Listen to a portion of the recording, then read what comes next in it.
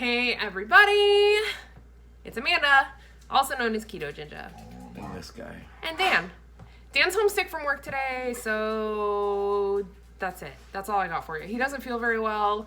I had a couple of things to do this morning for the photo studio, but I'm here to show you guys a full day of keto eating. Now, yesterday was Halloween. I'm super exhausted, super tired. I'm also super hungry. I feel like when I don't get enough sleep or good quality sleep, I tend to be hungrier. So, full day of eating it is. Breakfast, lunch, and dinner. So we're gonna start with breakfast, which is gonna be one of my most favorite things, period. The 310 meal replacement shake is my go-to breakfast when I eat breakfast. The reason that I love it as much as I do is that it doesn't have this thick, heavy flavor. You guys hear me talk about it all the time. The reason for that is because I truly love it. I've got Dan on board with them now too, and the one that I'm going to show you today is actually a frozen version, so it's going to be kind of like a frappuccino. Can I say frappuccino? A frappe. Like a toupee. An icy drink that you're going to love. It's basically going to be like a meal replacement milkshake. How awesome is that? I'm going to use the flavor chocolate mint. What's happening here? I don't know. I'm gonna do the chocolate mint. It is my current favorite flavor. I have a lot to choose from because they spoil me, but I'm gonna show you guys a chocolate mint, and that's gonna be breakfast for both of us. And then we will come back around and show you lunch. Pro tip, not even a pro tip, it's a Dan tip. Dan tip. Dan loves all things that's chocolate mint, and Dan also loves all things milkshakes. So, if I can combine them and their breakfast. This is kind of in Dan's honor, and his throat hurts, so I thought something icy would be amazing. Now, the reason that 310 is so great is because it's not only low carb, low sugar, they taste awesome, and you can mix them a bunch of different ways. You can go super basic and just do the shake with some almond milk or the shake with some water. You can add in MCT oil. You can do half and half. You can put it in coffee. You can do a frozen version. It's just very versatile, and not all meal replacement shakes are created equal. Nope. Really good ingredients too. Absolutely love them. Let me show you the bag and we will make the drink. Yay. Here we go. Okay, here are the ingredients for the meal replacement milkshake. You could really mix this up however you wanted, but this is just what we have found works best. I've got a handful of ice here. I'm using my Ninja blender cup, and it's about a third of the way full. I would say that it's probably right around a cup of ice. Then I'm going to do 1 scoop of my 310 meal replacement shake in the chocolate mint. And I just wanted to show you guys, one of the things that I love about this company is this right here. Sugar-free, dairy-free, soy-free, egg-free, nut-free, gluten-free. It really doesn't get better than that in the meal replacement department. It's also got 15 grams of protein, so we're not mad at that. Then I'm gonna do about a tablespoon of MCT oil, and then almond milk to texture. It'll probably end up being right around 3/4 of a cup of almond milk. So let's get it going. All right, so into my cup of ice, I will do 1 scoop of my meal replacement shake, 1 tablespoon of MCT oil, then my unsweetened regular almond milk. I'm actually going to add about an entire cup.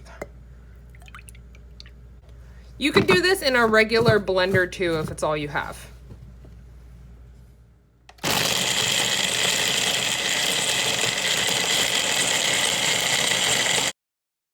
If you guys want to try the 310, I will leave a link to the starter kit down below. Ends up being like 39 bucks, and you get a bunch of meals out of it, and I adore them. It's really the only meal replacement shake that I drink on the regular, and I've tried so many. Why are you skeptical? You know you're gonna like it. I already tried it.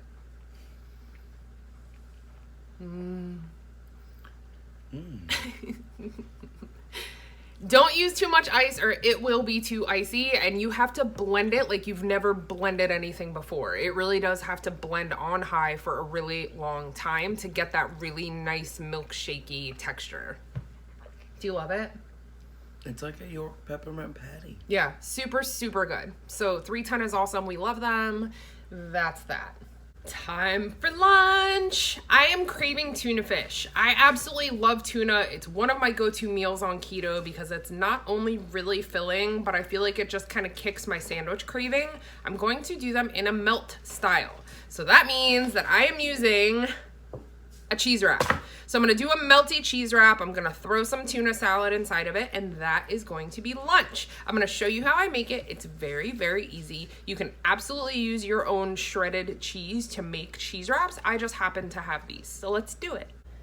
I like my tuna really plain, and since I'm making it for both of us, I'm gonna go ahead and use 2 cans of white albacore tuna, drained very well, and I'm gonna add some mayonnaise and some dill relish. My tuna is all done. This is way more than enough for a couple of wraps, so we'll have some extra in the fridge. I'm gonna cover it with saran wrap and I'm gonna let it hang out in the refrigerator while I work on the cheese wraps. If you have a brand new Teflon pan, you don't have to do this step, but my pan's kind of tired, so I'm gonna give it a little spray of olive oil while it heats up. I have the heat on medium high.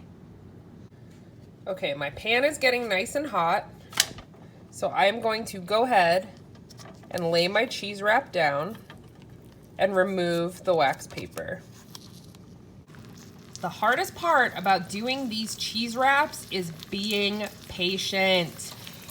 It takes a while to really crisp up to get to a firmness that you're gonna be able to use it for a wrap. So once it starts to boil up like this, I turn the heat down to a little bit higher than medium and just let it cook.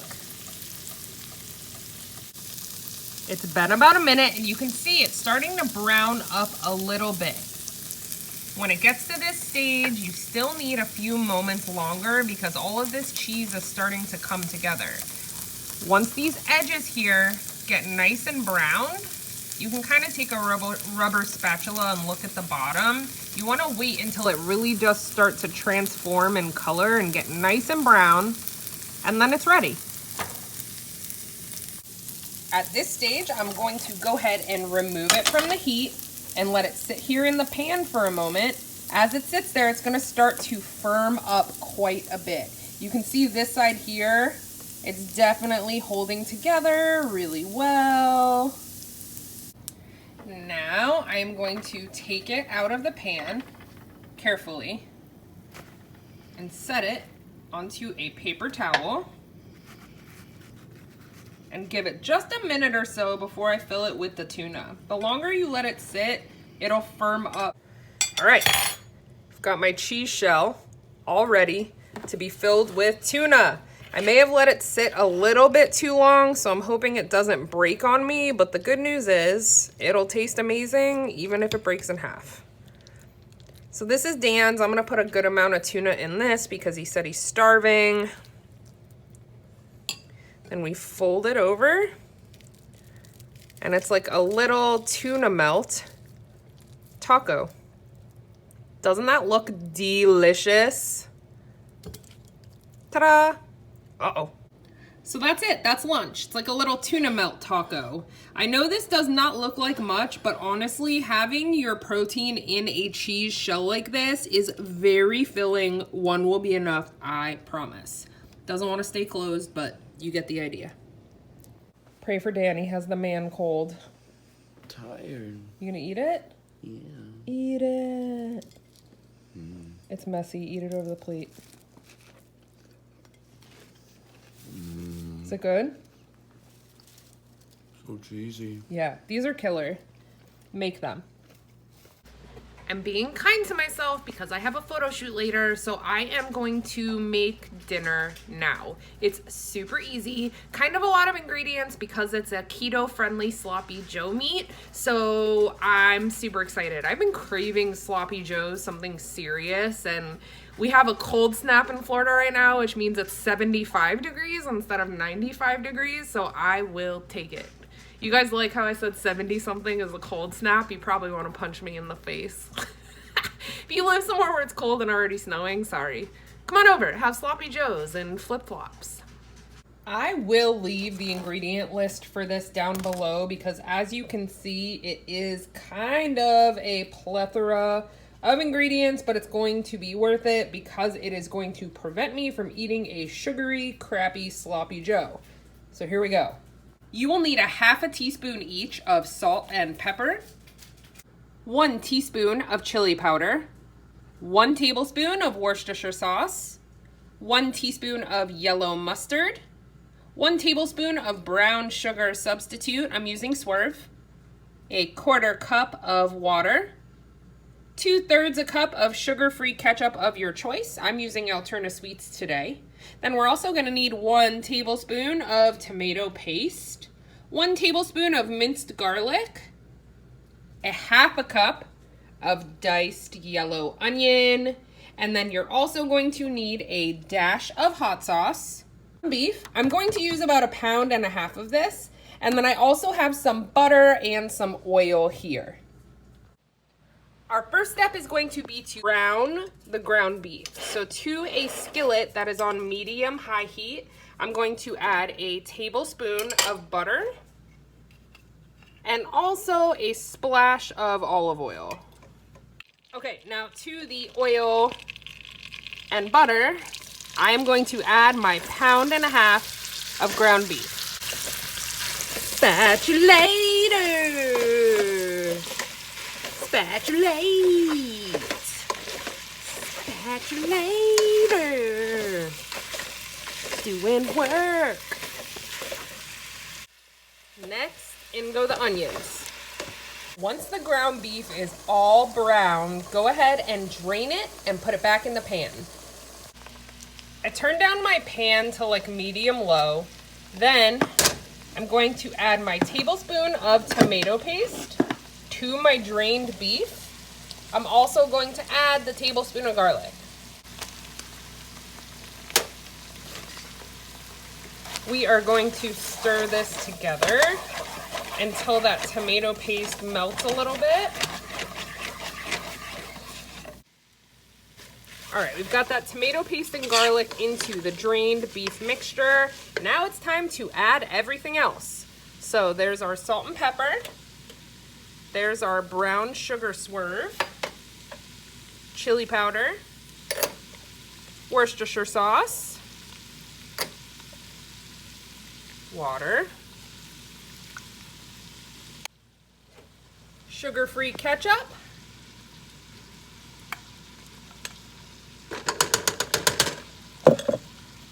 and the yellow mustard.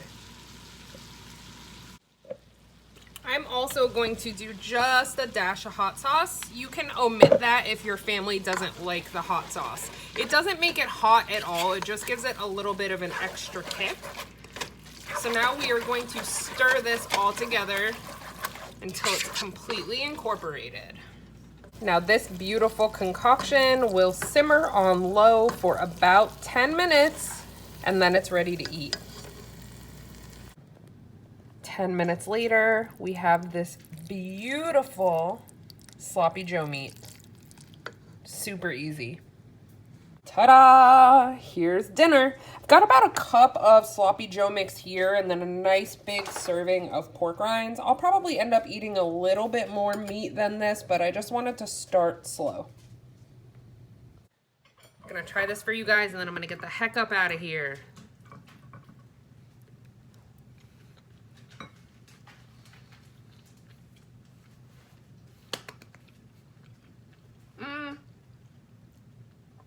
It tastes like a regular schmegular manwich sloppy Joe, which is exactly what I was craving. If it's cold where you are, this would be an amazing meal prep item. I feel like you could make a double or even a triple batch and freeze it and have sloppy Joes for days.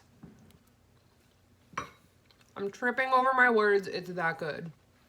That may be one of my favorite things that I've made in a long time. If you love my chili, you're gonna love the sloppy Joe. It's absolutely delicious. Please don't be intimidated by the amount of ingredients. I swear it's worth it.